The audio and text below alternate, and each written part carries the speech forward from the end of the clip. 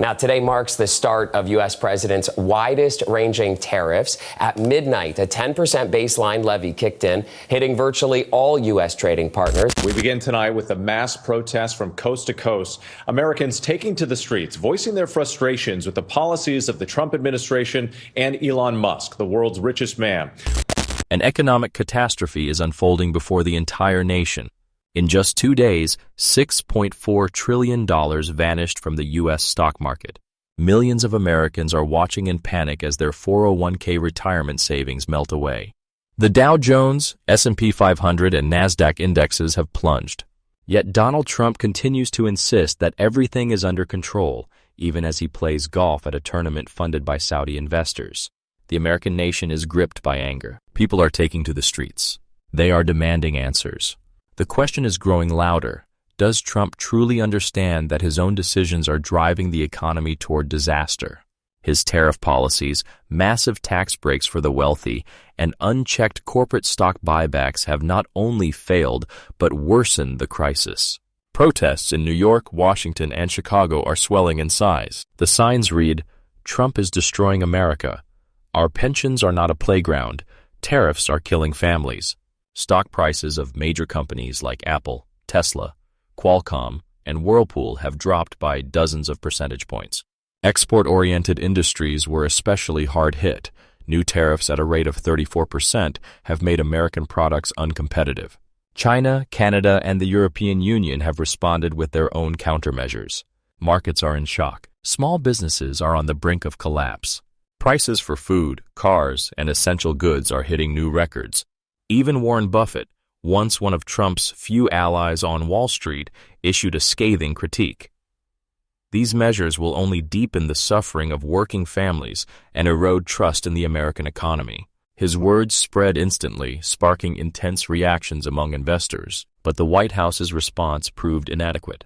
Amid the financial collapse and growing anxiety, the White House held a spontaneous press conference. Press Secretary Caroline Leavitt, instead of presenting a clear anti-crisis plan, repeated canned phrases and brought up the possibility of a third presidential term. That moment became a turning point. Constitutional limits were disregarded. Support among moderate Republicans began to crumble. The Dow Jones plunged by 720 points, the S&P experienced a record decline, and the NASDAQ lost nearly 500 points. And that was only the beginning. Studies published the same day revealed that confidence in the administration's economic policy had dropped below 43%. Even Fox News, traditionally supportive of the White House, released a poll showing that 56% of Americans were dissatisfied with the economic direction. A new wave of anxiety was triggered by the confusion surrounding the so-called Liberation Day. The name Trump gave to the day new global tariffs were introduced. "My fellow Americans, this is America's Liberation Day," he proclaimed, raising his fist. But instead of glory, panic. No one understood which countries were targeted, which goods would be taxed, and how it would help. The markets plunged again. Business activity froze. As Trump's allies one by one began to express doubt, senators including Rand Paul and Mitch McConnell warned, "These tariffs are leading us to ruin." Even Peter Doocy of Fox News acknowledged, "The president still hasn't decided. Will it be a flat 20% tariff or a differentiated scheme?" Meanwhile, Canada and Europe have started to act. Canada imposed a 25% tariff on electricity exports to the United States and revoked tax incentives for American electric vehicles. Car prices in the United States will soar. Detroit is frozen. Supply chains are disrupted. Canadian Prime Minister Mark Carney did not go to Washington but instead visited Paris, London, and Berlin. This was a political signal. The alliance with the United States is no longer a priority. Canada is beginning a restructuring of its economy, from energy to the automotive industry and agriculture. Europe and Asia are becoming new strategic partners. Contracts are already being discussed. France, the United Kingdom, South Korea, all are ready to replace the United States.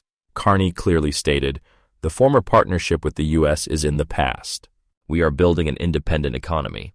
Relations with Canada are collapsing. The United States could lose access to $70 billion a year. That is the value of Canadian oil imports. 9 billion cubic meters of LNG supplied from Canada is a vital resource for many states during the winter. A supply halt means an energy crisis.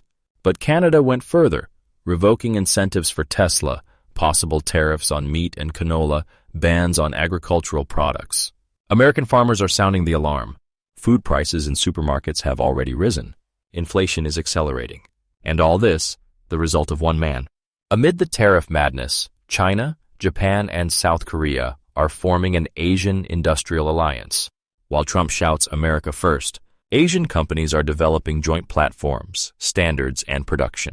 And all of it without the participation of the United States.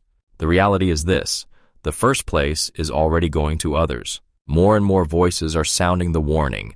If the United States does not change course, the consequences will be irreversible. Former Trump supporters in Congress are silent. The rising approval rating of the Democrats reflects society's fatigue from the chaos. Wisconsin sent a signal. A judge backed by Democrats won with the support of millions of voters tired of uncertainty. It is precisely now that the country begins to understand. Tariff policy does not save America. It weakens it. Electricity, food, cars, national security, everything is under threat. This is no longer just a domestic mistake. This is a geopolitical crisis created by its own hands.